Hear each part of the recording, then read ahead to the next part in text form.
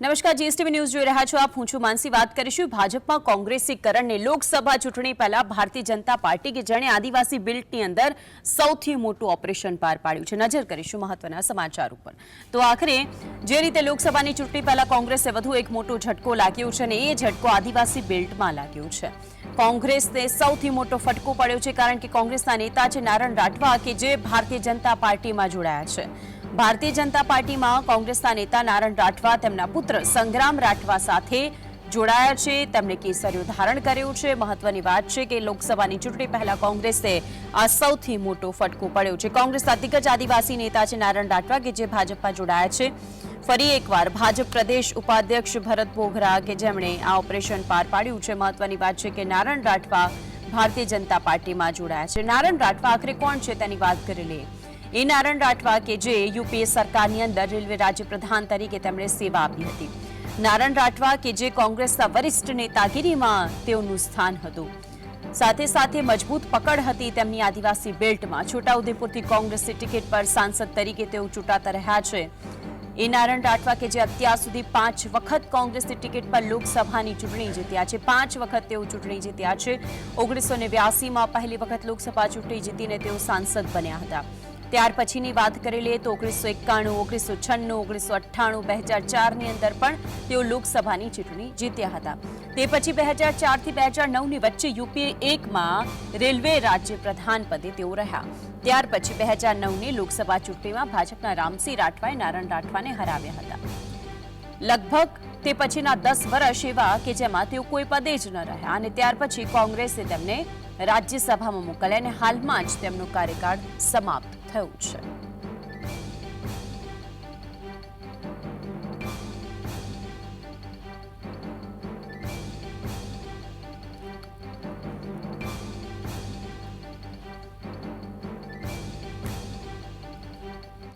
તો એક મહત્વના સમાચાર કરીશું તેના ઉપર નજર। જે સમાચાર હાલમાં સામે આવી રહ્યા છે, કોંગ્રેસના નારણ રાઠવા ભારતીય જનતા પાર્ટીમાં જોડાવાને લઈને આ મહત્વપૂર્ણ સમાચાર છે। ટૂંક સમયની અંદર જ્યારે તેઓ જોડાશે ત્યારે જે સમાચાર છે, કોંગ્રેસના નેતા છે અર્જુન રાઠવા કે જેમણે પ્રતિક્રિયા આપી છે। કોંગ્રેસના નેતાની નારણ રાઠવાના ભારતીય જનતા પાર્ટીમાં જોડાવા પર પ્રતિક્રિયા સામે આવી છે। ભૂતકાળનો રેકોર્ડ દબાવવો હોય તે માટે ભાજપમાં જાય તેવું અર્જુન રાઠવાએ કહ્યું છે। અર્જુન રાઠવાએ કહ્યું કે નારણભાઈને કોંગ્રેસે ઘણું બધું આપ્યું, છતાં પણ શા માટે તેઓ ભારતીય જનતા પાર્ટીમાં જોડાયા તેવું તેમણે કહ્યું છે। તો આ મારા મતે ખૂબ મોટી ઘટના નથી। મોટી વાત એ છે કે છોટાઉદેપુરમાં ગુજરાતમાં અત્યારે લોકો અનેક પ્રશ્નોથી પડાઈ રહ્યા છે। બેકારી આપણે જોઈએ છે, શિક્ષણની હાલત ખરાબ છે। માત્ર છોટાઉદેપુરની વાત કરીએ તો ગુજરાતમાં જે 1600-1700 સ્કૂલો એવી છે કે જેમાં એક જ શિક્ષક છે। એમાં સૌથી વધારે ઓછા શિક્ષકો 283 સ્કૂલો એવી છે કે જ્યાં એક શિક્ષક છે। 48 સ્કૂલ એવી છે કે જ્યાં એક શિક્ષક નથી।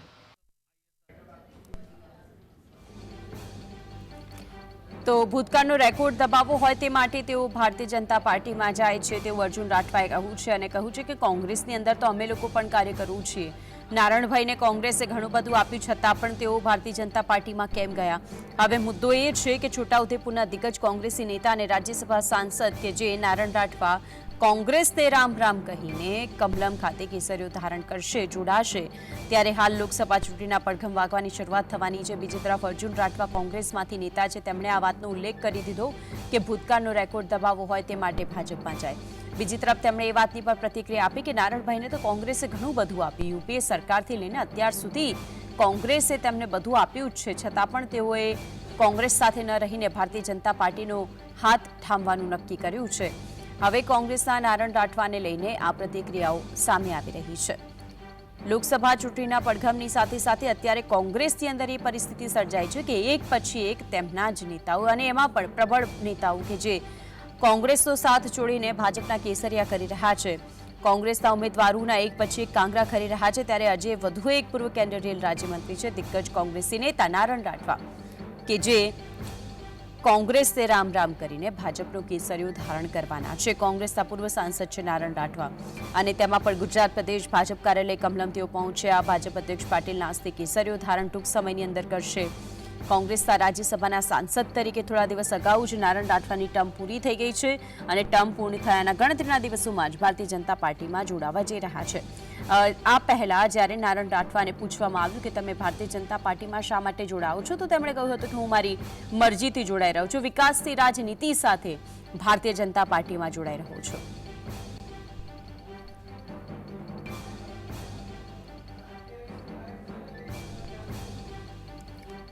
તો આજ અંગે વધુ માહિતી સાથે આપણી સાથે જોડાઈ ગયા છે જગદીશ મહેતા, રાજકીય વિશ્લેષક. જગદીશભાઈ, સ્વાગત છે આપણું જીએસટીવીની અંદર. કોંગ્રેસની જે સ્થિતિ એટલા માટે કહી શકાય કે એક પછી એક હજુ તો લોકસભાના ઇલેક્શનની તારીખો અને ચૂંટણી નજીક આવી રહી છે, તારીખોની જાહેરાત થઈ નથી, પરંતુ એવા પ્રબળ નેતાઓ કે જે ખરેખર કોંગ્રેસે એ સીટો ઉપર મજબૂત રીતે પકડ ધરાવતા હતા, એ લોકો એમનો સાથ છોડી રહ્યા છે. શું કહેવું છે? બેન, સઢ વગરનું વહાણ છે ને એ ક્યાં જાય એ નક્કી ન હોય. કોઈ પણ વસ્તુ છે ને ડ્રાઈવર બહુ મહત્વની ચીજ છે. આ કોંગ્રેસની સ્થિતિ અત્યારે સઢ વગરના વહાણ અને કેપ્ટન વગરના વહાણ જેવી છે. એટલે કોઈ અત્યારે શક્તિસિંહ ગોહિલ જે છે એ પ્રદેશ અધ્યક્ષ ચોક્કસ છે કોંગ્રેસના, પણ તમે જુઓ અમિત ચાવડા એ નોખી પ્રેસ કોન્ફરન્સ કરે છે, એ પાછા શક્તિસિંહ ગોહિલને કઈ પૂછતા નથી કે શું કરવું જોઈએ શું નહીં. શક્તિસિંહ ગોહિલ પોતાની રીતે અલગ પ્રેસ કોન્ફરન્સ કહે છે.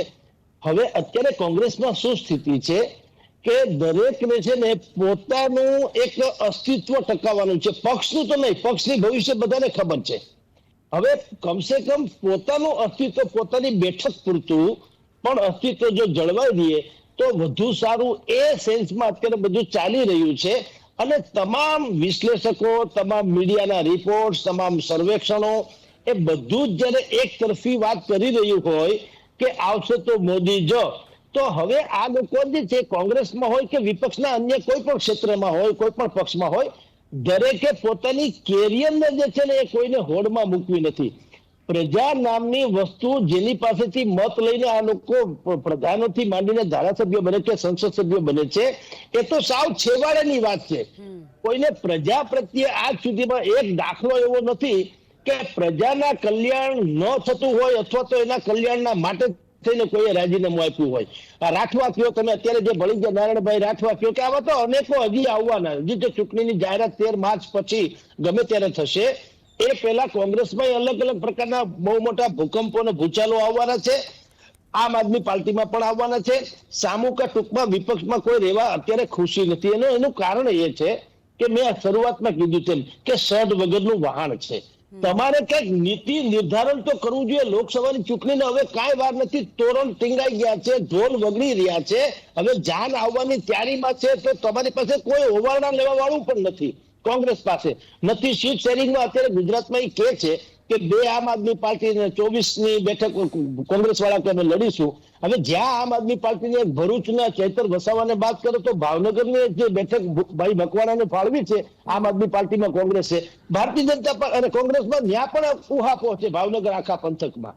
તો સવાલ એ છે કે તમારી પાસે કોઈ વિઝન નથી, કોઈ સંગઠન એ પ્રકારની એક કોમન એજન્ડા નથી, આઈડિયોલોજી નથી. શત્રુ જયારે અવડો મોટો હોય, રાજકીય હરીફ, આમ તો શત્રુ ના, લોકતંત્રમાં કોઈ શત્રુ ના હોઈ શકે, પણ રાજકીય હરીફ તમારે નરેન્દ્ર મોદી જેવડા હોય તો તમારે એવી તૈયારી કરવી જોઈએ કે કમસે કમ લોકો એક તુલના તો કરી શકવા જોઈએ. હવે અત્યારે તો કોઈ કાળે આની તુલના તો શું, એની ગણના નથી થઈ શકે એમ આવી સ્થિતિ છે. એટલે જેને તક મળે તે, અને જેવી તક મળે ત્યારે બધા ઠેકાઠેકી કરીને અન્ય પક્ષોમાં જવાની હોડ મચી છે. બેન જી બિલકુલ. જગદીશભાઈ, આપ અમારી સાથે જોડાયા તે બદલ આપનો આભાર. તો આજ અંગે વધુ માહિતી સાથે આપણી સાથે જોડાઈ ગયા છે જતીન.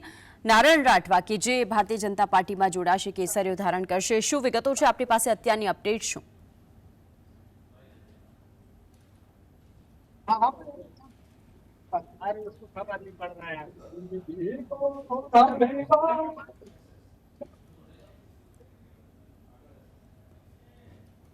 કોંગ્રેસના વરિષ્ઠ નેતાગીરીમાં તેમનું મહત્તમ સ્થાન રહ્યું છે અને નારણ રાઠવા, મહત્વની વાત એ છે કે અત્યારની પરિસ્થિતિને જોતા નારણ રાઠવા, જેમણે કહ્યું હતું કે એ તો પોતાની મરજીથી જોડાઈ રહ્યા છે.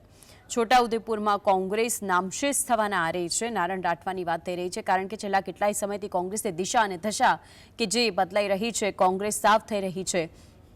વધુ માહિતી સાથે જતીન જોડાઈ ગયા છે. જતીન, અપડેટ શું છે આપની પાસે?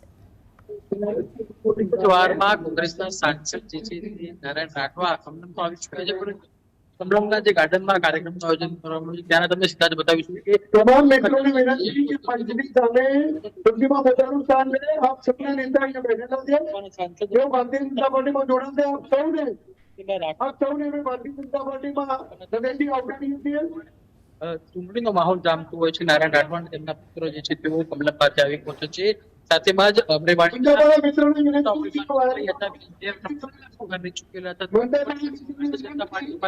કે જોડાવા માટે આવી પહોંચ્યા છે. મહત્વની વાત એ પણ છે કે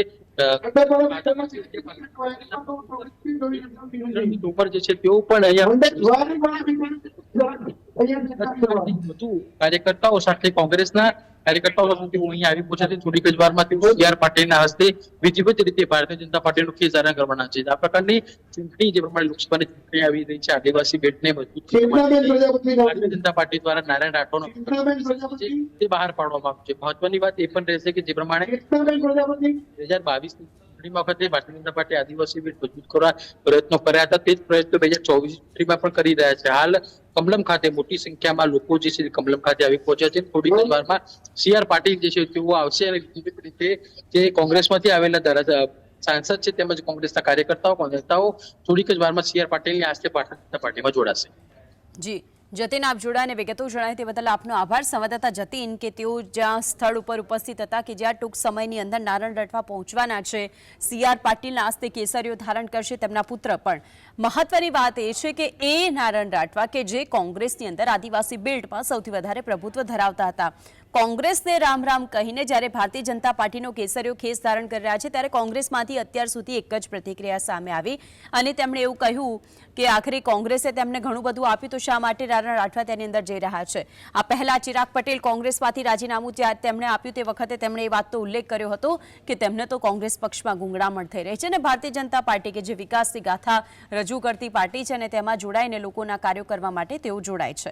આવું જ કંઈક નારાયણ રાઠવાએ પણ કહ્યું. તેમણે કહ્યું કે તેઓ તો પોતાની મરજીથી જોડાઈ રહ્યા છે, રિટાયરમેન્ટના આરે છે અને લોકોની સેવા કરવાનો નિર્ણય કર્યો છે અને માટે જ ભારતીય જનતા પાર્ટીમાં જોડાઈ રહ્યું છે. વિકાસની રાજનીતિ સાથે ભારતીય જનતા પાર્ટીમાં જોડાવા માટે તેઓ મક્કમ છે. નારાયણ રાઠવાએ વાતનો ઉલ્લેખ કર્યો છે. હવે એ જોવાનું રહેશે કે એક પછી એક કોંગ્રેસના આવા મોટા ગજાના નેતાઓ કે જે કોંગ્રેસની પકડ મજબૂત રાખતા હોય છે જે તે સીટ, જે તે બેલ્ટ ઉપર, પરંતુ આવા જ સમયે અને ચૂંટણી ટાણે જ જો આવા નેતાઓને ન સાચવવામાં આવે ત્યારે પ્રમુખ નેતાગીરી ઉપર સૌથી મોટો પ્રશ્ન ઉઠી રહ્યા છે. આ અગાઉ જગદીશભાઈ જે રાજકીય વિશ્લેષક હતા તેમણે આ વાતનો ઉલ્લેખ કર્યો હતો કે શક્તિસિંહ ગોહિલ બન્યા તો શક્તિસિંહ ગોહિલને લઈને પણ એક વાતનો ઉલ્લેખ એ કરવામાં આવ્યો હતો કે શા માટે તેમની જે નેતાગીરી છે તેમાં જ આ એક પછી એક નેતાઓ જઈ રહ્યા છે. કોંગ્રેસ છે તે સાફ થઈ રહી છે. છોટાઉદેપુર ખાતે જે નારાયણ રાઠવા હતા તેને લઈને આ પ્રશ્ન એટલા માટે ઉઠ્યો કારણ કે આ પહેલા જ્યારે ચિરાગ પટેલે રાજીનામું આપ્યું હતું તે પછી નારાયણ રાઠવા આદિવાસી બેલ્ટ પર હજુ તો રાહુલ ગાંધીની ન્યાય યાત્રા કે જે ન્યાય યાત્રાની શરૂઆત થવા જઈ રહી છે. આ પહેલા મુકુલ વાસનિક કે જેમણે આખા જે જગ્યાએથી રાહુલ ગાંધીની ન્યાય યાત્રા નીકળશે તેની મુલાકાત લીધી, પરંતુ આદિવાસી બેલ્ટમાં જાય તે પહેલા જ રાહુલ ગાંધીની આ ન્યાય યાત્રાને સૌથી મોટો ફટકો પડ્યો છે. નારાયણ રાઠવા શા માટે નારાજ થયા, શા માટે તેમને કોંગ્રેસ છોડવાની વાત કરી, શા માટે તેઓ કોંગ્રેસ પક્ષથી નારાજ થઈને જો આટલા વર્ષો તેઓ કોઈ એક પક્ષને વરેલા હોય અને ચૂંટણી ટાળે તેઓ ભારતીય જનતા પાર્ટીમાં જોડાય તો તે કોંગ્રેસ માટે અત્યારે સૌથી વધારે ચિંતાનો વિષય બની રહેશે. આવા મજબૂત નેતાને આવી પ્રબળ નેતાગીરી જો એક પછી એક છોડીને કોંગ્રેસમાંથી જાય છે તો આગામી સમયની અંદર કોંગ્રેસનું શું થશે, તેનું રાજકીય ભવિષ્યને લઈને શું ખરેખર બેઠકોનો દોર થશે ખરો, એ પણ એક સૌથી મોટો સવાલ છે. આદિવાસી બેલ્ટ પર યુપીએ સરકારમાં 1989 પછી 1991, 1996, 1998 અને 2004 સુધી તેઓ રહ્યા. 2009ની લોકસભા ચૂંટણીમાં અને લગભગ 10 વર્ષ તેઓ કોઈ પણ પદે ન રહ્યા અને તે પછી રાજ્યસભાની અંદર તેઓને મોકલવામાં આવે. જયવંત પંડ્યા આપણી સાથે જોડાઈ ગયા છે, રાજકીય વિશ્લેષક. જયવંતભાઈ, સ્વાગત છે આપનું જીએસટીવીની અંદર. નારાયણ રાઠવા કે જે એક એવું પ્રબળ નેતાગીરી હતી જે આદિવાસી બેલ્ટમાં પ્રભુત્વ ધરાવતા, એવા નેતા કોંગ્રેસ છોડીને હવે ભારતીય જનતા પાર્ટીના કેસરીઓ ધારણ કરવાના છે. આપનું શું મંતવ્ય છે? આમ તો કોંગ્રેસની જે સ્થિતિ છે એ જોતા નવાઈ હવે લાગતી નથી, કારણ કે ઉત્તરથી લઈને દક્ષિણ સુધી અને પૂર્વથી લઈને પશ્ચિમ સુધી બધી જ જગ્યાએ ન માત્ર ભાજપમાં પરંતુ અલગ અલગ બીજા પક્ષોમાં પણ કોંગ્રેસના નેતાઓ જઈ રહ્યા છે. એનું ઉદાહરણ આપણે મહારાષ્ટ્રમાં મિલિંદ દેવડા જોઈ શકીએ છીએ, ગુલામ નબી આઝાદ, કપિલ સિબ્બલ, આવા ઘણા બધા નેતાઓ જોઈ શકીએ છીએ. કોંગ્રેસ છે એ સતત ભૂલો પર ભૂલો કરતી રહે છે અને છેલ્લે હમણાં કર્ણાટકમાં પણ આપણે જોયું કે મંદિરો ઉપર એને 10% વેરો નાખી દીધો. આ પ્રકારની એકમાત્ર હિન્દુ વિરોધી એની નીતિને કારણે હવે ત્યાંના લોકોને પણ એવું લાગવા લાગ્યું છે ને જે રીતનું હિન્દુત્વનું વાવાઝોડું અત્યારે છે, રામ મંદિરની લહેર છે, એ જોતા હવે બધાને પોતાનું ભવિષ્ય અસુરક્ષિત લાગે એ બહુ સ્વાભાવિક છે. એટલે કોંગ્રેસમાંથી અલગ અલગ દિગ્ગજ નેતાઓ જેમણે પોતાની આખી જિંદગી છે કોંગ્રેસમાં ખપાવી દીધી હોય, કોંગ્રેસનું નકશી ગોત્ર હોય, એવા લોકો પણ કોંગ્રેસ હવે છોડી રહ્યા છે અને આનો ફાયદો છે ભાજપને સ્પષ્ટપણે મળવાનો છે, કારણ કે નારાયણ રાઠવા આદિવાસી નેતા ગણાય છે, મધ્ય ગુજરાતના છે અને અહેમદ પટેલની નજીકમાં નહીં છે મનાતા હતા અને હવે એના દીકરા પણ જોડાયા છે. એટલે આમ તો દીકરાનું ભવિષ્ય સુરક્ષિત કરવા માટે જ હવે બધા નેતાઓ છે ભાજપમાં આવી રહ્યા છે. જી જયવંતભાઈ, હજુ તો રાહુલ ગાંધીની ભારત જોડો ન્યાયયાત્રા આગામી 7 માર્ચથી ગુજરાત પાર નીકળવાની છે ને તેમાં પણ ખાસ કરીને એ આદિવાસી પટ્ટાની અંદર, પરંતુ એ પહેલા જ નારાયણ રાઠવાની વિદાય કેટલો મોટો ફટકો કોંગ્રેસને? ખૂબ જ મોટો ફટકો કહેવાય, કારણ કે માનસિક જે અસર થતી હોય છે કાર્યકર્તાઓ પર, તમે જુઓ કે કોંગ્રેસનું જે ગઠબંધન આપ સાથે થઈ રહ્યું છે અહીંયા ગુજરાતમાં અને દિલ્હીમાં પણ. હવે ગઈ ગુજરાતની વિધાનસભાની ચૂંટણીને યાદ કરીએ તો અરવિંદ કેજરીવાલ હોય કે પછી ગુજરાતના કોંગ્રેસના નેતાઓ હોય, એ એકબીજાને ભાજપની બી ટીમ ગણાવતા હતા અને એમના કાર્યકર્તાઓ પણ એ રીતે લડ્યા હતા.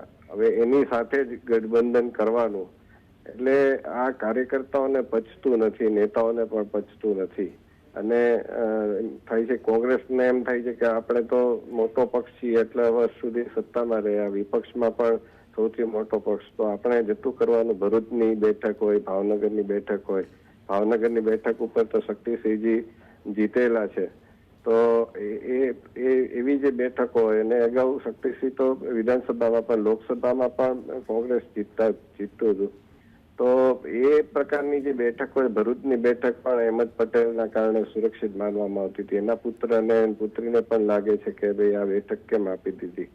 તો આ પ્રકારના જે નિર્ણયો થાય છે એના કારણે કોંગ્રેસના નેતાઓને હવે લાગે છે કે આ કોંગ્રેસમાં હવે કઈ નિર્ણયો બરાબર થતા નથી અને એટલે રાહુલ ગાંધીની યાત્રા આવે કે ન આવે પણ એ સ્પષ્ટપણે પોતાને અન્યાય થતો હોય ને, એનું નામ ભારત જોડો ન્યાય યાત્રા છે, પણ કોંગ્રેસના નેતાઓને અંદર ખાને હવે જે અત્યાર સુધી કોઈને કોઈ કારણસર જે અસંતોષ ધરબાયેલો હતો એ અસંતોષ હવે બહાર આવી રહ્યો છે કે ભાઈ આપણું અહીંયા ચાલતું નથી એમ, અને કોંગ્રેસને બેઠી કરવાના આપણા સૂચનો કોઈ માનતા નથી.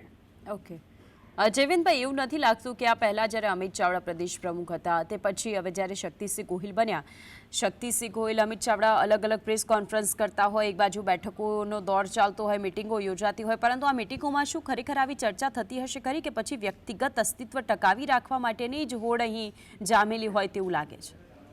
તમારા પ્રશ્નમાં જ આનો મને લાગે છે કે ઉત્તર આવી ગયો, કારણ કે કોંગ્રેસમાં જો બધા જ પોતપોતાની રીતે સંગઠિત રીતે લડતા હોત, એક આશાનું કિરણ આપણને 2017માં લાગ્યું હતું કે અહેમદ પટેલની જયારે રાજ્યસભામાં ઉમેદવારી હતી એ વખતે આખી કોંગ્રેસ છે એક થઈને લડી હતી ને એમાં અંશતઃ એટલે પેલા 2 મત છે નિષ્ફળ પેલા ગયા, અવૈધ જાહેર થયા, એના કારણે એ જીતેલા જાહેર થયા અહેમદ પટેલ. તો એ વખતે એમ લાગેલું ને 2017માં સ્પષ્ટ સ્થિતિ પણ સર્જાઈ હતી કે કોંગ્રેસ આવે છે એવા સૂત્રો પણ ગતિમાન થયા હતા, પરંતુ એ પછી રાહુલ ગાંધીએ જે પ્રકારનું અલ્પેશ ઠાકોર ને હાર્દિક પટેલને સ્વીકાર્યા ને એના કારણે એમણે સંવાદ કર્યો હતો સાબરમતી રિવરફ્રન્ટ ઉપર અને એમાં એવું કહેલું કે પેરેશૂટ ઉમેદવારો નહીં આપણે આપીએ, પરંતુ એ પછી અલ્પેશ ઠાકોરે હજી તો કોઈ જાહેરાત થયા પહેલા ગેનીબેનને ઉમેદવાર જાહેર કરી દીધા, અને આવા ઘણા બધા નિર્ણયો આપણને ખબર છે, ઇતિહાસ આખો કહેવાની જરૂર નથી. તો એના કારણે એ વખતે થયેલું, પણ અત્યારે તો એવું કોઈ દેખાતું નથી. અત્યારે કોંગ્રેસમાં રહીને મને લાગે છે કે હવે તો મજાકમાં કેવું હોય તો એ રીતે કહી શકાય કે કોંગ્રેસમાં જે મજબૂત રીતે લડે છે એને પછી ભાજપમાં લીલા તોરણે એનું સ્વાગત કરવામાં આવે છે. એટલે કોંગ્રેસમાં તમે નરેન્દ્ર મોદીની વધારે ટીકા કરો, ખૂબ સારી લડત આપો, તો તમારો ભાજપમાં પ્રવેશ દ્વાર ખુલી જાય છે. એટલે હવે લોકો પોતાની રીતે એ ચોખ્ઠા ગોઠવવામાં જ પડ્યા છે. પણ જયવંતભાઈ, અહીંયા એક પ્રશ્ન એ પણ થાય કે ભારતીય જનતા પાર્ટી જેનું સૂત્ર હતું કે કોંગ્રેસ મુક્ત ભાજપ, પરંતુ હવે તો અહીંયા થઈ રહ્યું છે કોંગ્રેસ યુક્ત ભાજપ, કારણ કે એક પછી કોંગ્રેસના જ નેતાઓ ભારતીય જનતા પાર્ટીમાં સમાવિષ્ટ થઈ રહ્યા છે. હા, એ બહુ સ્પષ્ટ વાત છે, કારણ કે ભાજપ અત્યારે એ પોતાનું સંગઠન વિસ્તારી રહ્યું છે. કે કોંગ્રેસની એને કલ્ચરની વાત કરી હતી, કોંગ્રેસના નેતાઓની તો ક્યારેય એવી વાત નથી કરી કે કોંગ્રેસના નેતાઓ ન આવે, કારણ કે ભૂતકાળમાં પણ કોંગ્રેસના નેતાઓ આવેલા જ છે. પરંતુ વાત એ છે કે એને જે અત્યારે એના કાર્યકર્તાઓ, નિષ્ઠાવાન કાર્યકર્તાઓ છે, એને પણ અત્યારે ધક્કો લાગતો હશે, કારણ કે ઘણા બધા લોકો છે એ શીર્ષ પદે પણ પહોંચી રહ્યા છે. હેમંત બિશ્વ શર્મા હોય, જ્યોતિરાદિત્ય સિંધિયા હોય, તો એ લોકોમાં પણ અમારું ભવિષ્ય શું એવો પ્રશ્ન થઈ શકે. પરંતુ જ્યાં સુધી એ લોકો વિચારધારાથી જોડાયેલા છે, 370 રામ મંદિર, સમાન નાગરિક સંહિતા, આવા બધા વિષયો પર એમની વિચારધારા સ્પષ્ટ છે, ત્યાં સુધી વાંધો નથી કે એ લોકો કામ કરશે. પરંતુ ભવિષ્યમાં આ પણ પ્રશ્નો તો ભાજપને પણ સામનો કરવો પડશે કે આપણે અહીંયા શું કરવાનું, અને આ બધા જો કોંગ્રેસમાંથી આવીને આપણી ઉપર બેસી જવાના હોય તો પછી આપણે આપણી રીતે કંઈક વિચારવું પડે. હજુ કોઈ આપને લાગે છે જયવંતભાઈ કે કોંગ્રેસના એવા કોઈ મોટા નેતા, કારણ કે આ પહેલા જે નામ ચર્ચાઈ રહ્યું હતું અર્જુન મોઢવાડિયાનું, કે તેઓ પણ કોંગ્રેસ છોડીને બીજેપીમાં જશે, શું લાગે છે હજુ પણ આવા કોઈ મોટા નેતા ઇલેક્શન પહેલા જોડાઈ શકે છે ભારતીય જનતા પાર્ટીમાં? બિલકુલ, કોંગ્રેસમાંથી હજી 2-3 વિકેટ ખડશે અને લોકસભાને ઉમેદવારો જાહેર થશે પહેલા આપણને સરપ્રાઇઝલી આવા નેતાઓને ટિકિટ પણ મળી જાય તો નવાઈ નહીં લાગે, કારણ કે ભાજપમાં પણ હવે એ પ્રકારનું પેરેશૂટ ઉમેદવારોનું થઈ ગયું છે અને રાતોરાત ટિકિટ પણ મળી જતી હોય છે. એટલે એમાં કઈ નવાઈ નહીં લાગે કે અર્જુન મોઢવાડિયા, કારણ કે નારાયણ રાઠવા આવતા હોય, CJ ચાવડા આવતા હોય, જવાહર ચાવડા આવતા હોય, કુંવરજી બાવળિયા આવતા હોય, તો આ બાજુ મિલિંદ દેવડા આવતા હોય, અશોક ચૌહાણ આવતા હોય, જેમના પિતાજી પણ કોંગ્રેસમાં હતા. તો બિલકુલ જયવંતભાઈ, આપ અમારી સાથે જોયા તે બદલ આપનો આભાર.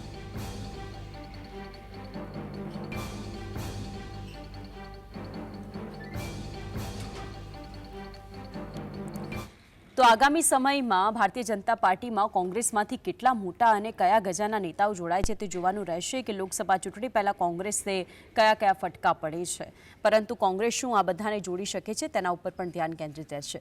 વિશેષમાં હાલ બસ આટલું જ.